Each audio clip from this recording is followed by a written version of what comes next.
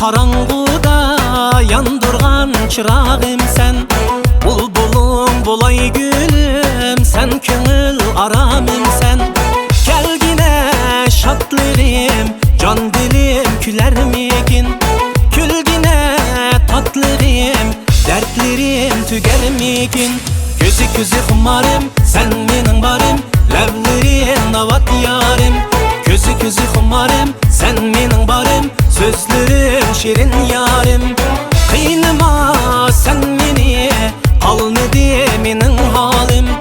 Zar kılma sen beni, söylemem seni yarim.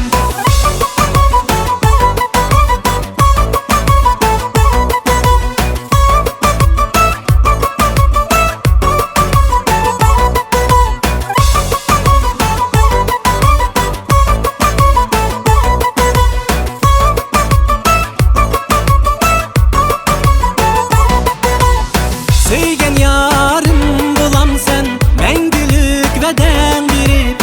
Bəxtim bulup konam sen, kolumga kilip. Sen benim tilegimde, arzuyum armanım sen. Yanımda bulay yarim, söygen gülüm sen. Gözü gözü kumarım, sen benim barım, levlerin avat yarim. Gözü gözü kumarım, sen benim barım, sözlerim şirin yarim. Kıynıma sen beni, kalmadı benim halim. Zar kılma sen beni, söylemem seni yarim.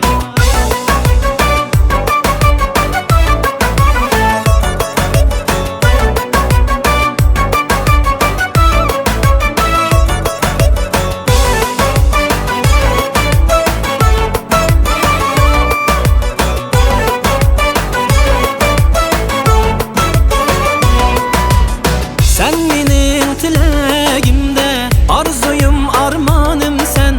Yanımda bulay yarim, söygen gülüm sen.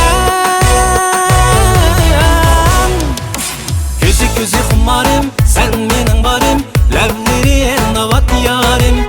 Gözü gözü kumarım, sen benim barım, sözlerim şirin yarim.